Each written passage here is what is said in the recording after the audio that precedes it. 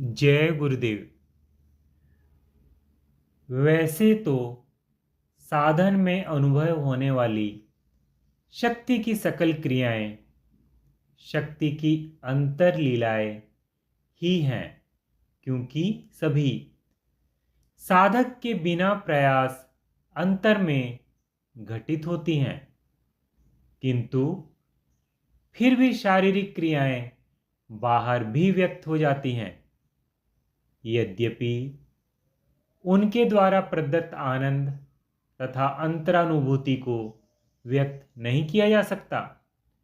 अंतरलीला से भाव उन क्रियाओं से है जिनकी बाहर भनक भी नहीं लगे, जो अंतर में ही हृदय, मन तथा बुद्धि को मथती रहे, आलोकित करती रहें, जो अंतर प्रवाह की भांति अंतर में ही गतिशील हो, जो अंतर में मल शुद्ध करने का काम इतनी निपुणता से करे कि बाहर उसकी सूचना तक न हो।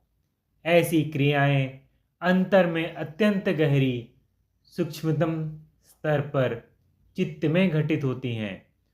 सूक्ष्मतम संस्कार किसी स्थूल क्रिया से क्षीण नहीं हो सकते।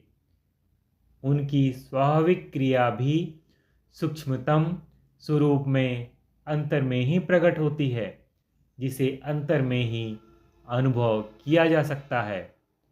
उनका आनंद भी अंतर में ही लिया जा सकता है।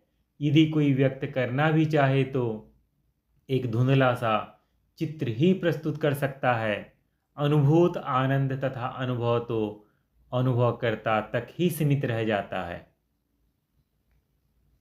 ऐसे अनुभव साधक को प्राय ध्यानावस्था में ही होते हैं, जब उसका मन तथा इंद्रियां सकल चंचलता त्याग कर एक स्थान पर केंद्रित हो जाती हैं। ध्यान में प्रकट ध्येय, विषय, दृश्य, विचार अथवा भाव ही उसके अभिमुख रह जाता है।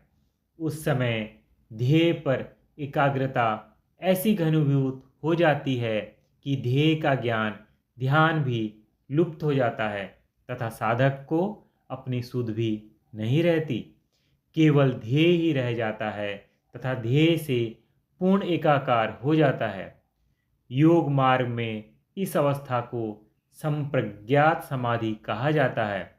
किंतु ध्यान रहे कि अभ्यास के मार्ग में जहाँ इसे प्रयत्नपूर्वक प्राप्त किया जाता है, वहीं शक्ति जागृति के साधन में यह अवस्था प्रयत्न रहित क्रिया में स्वयमेव प्रकट होती है। साधारणतया शारीरिक क्रिया को ही क्रिया समझा जाता है। शास्त्रों में भी अधिकांशतः शारीरिक क्रियाओं का ही उल्लेख मिलता है। यह स्वाभाविक भी है, क्योंकि अधिकतर साधक शारीरिक क्रियाओं तक ही सीमित होते हैं। कोई ही ऐसा साधक होता है जो शारीरिक क्रियाओं से ऊपर उठकर सूक्ष्म स्तरों पर रमण करता हो। इसलिए शास्त्रों में घूर्णा, कंपन, स्वेदन, रुदन, हंसना, फुदकना, लोटपोट होना, गाना, चिल्लाना, नृत्य करना, आसन, मुद्राएं, प्राणायाम, आँखों की पुतलियों का चालन, पक्षियों की बोली बोलना आदि क्रियाओं का अधिक उल्लेख है। सूक्ष्म क्रियाओं में ज्योति दर्शन, नाद श्रवण, सुगंध का आना, रसास्वादन आदि क्रियाओं का वर्णन है। किंतु ये सभी क्रियाएं ध्यान अवस्था के अंतर्गत हैं। ये ध्येय भी प्रकट क्रिया में प्रकट होते हैं तथा ध्यान भी स्वयं लग जाता है। हम किसी जन्म में किसी बगीचे में कभी चहलकदमी कर रहे थे, किसी गुलाब के फूल के प्रति आकर्षित होकर ठहर गए थे।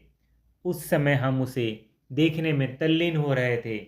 बगीचे का वातावरण, पुष्प की सुगंध तथा सौंदर्य, उस पर मंडराते भंवर की शोभा तथा स्वरध्वनि, उन्हें निहारने का आनंद हमारे ज्ञान के बिना ही हमारे अंतर में अंकित होते जा रहे थे।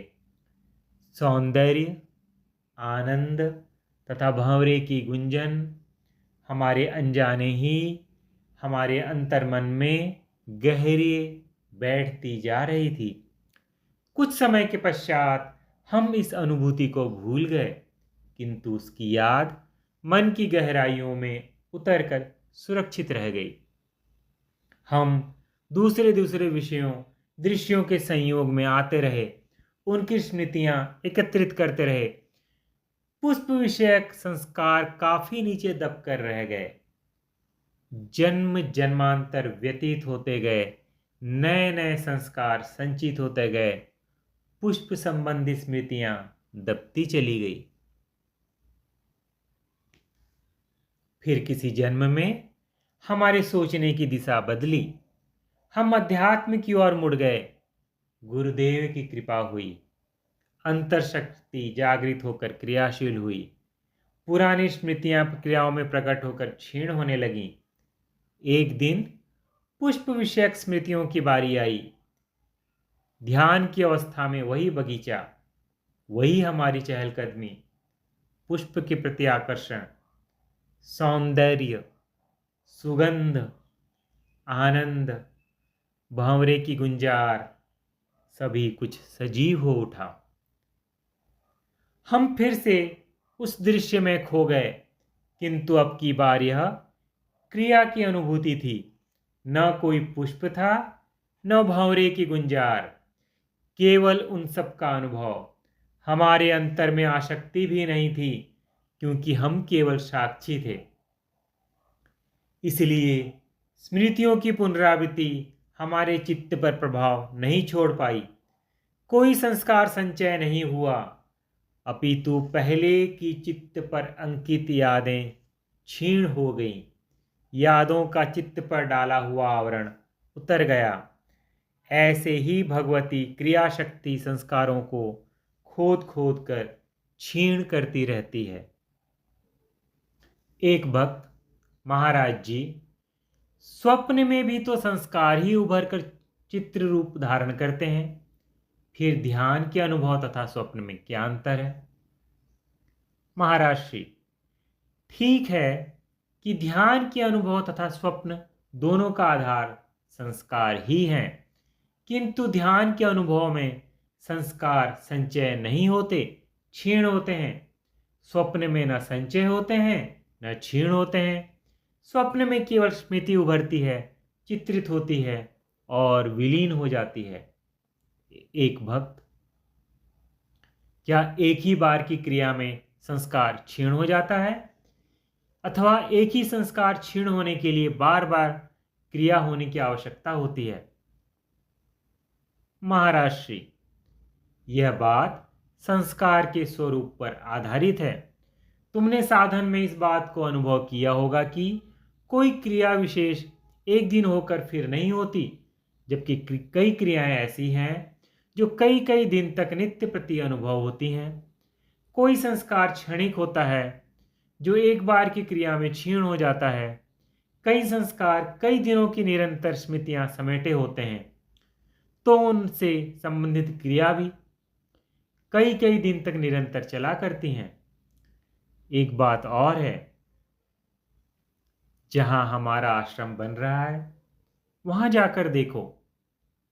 घोड़े ईंट, पत्थर, सीमेंट आदि ढोया करते हैं। उनमें एक होड़ सी लगी रहती है।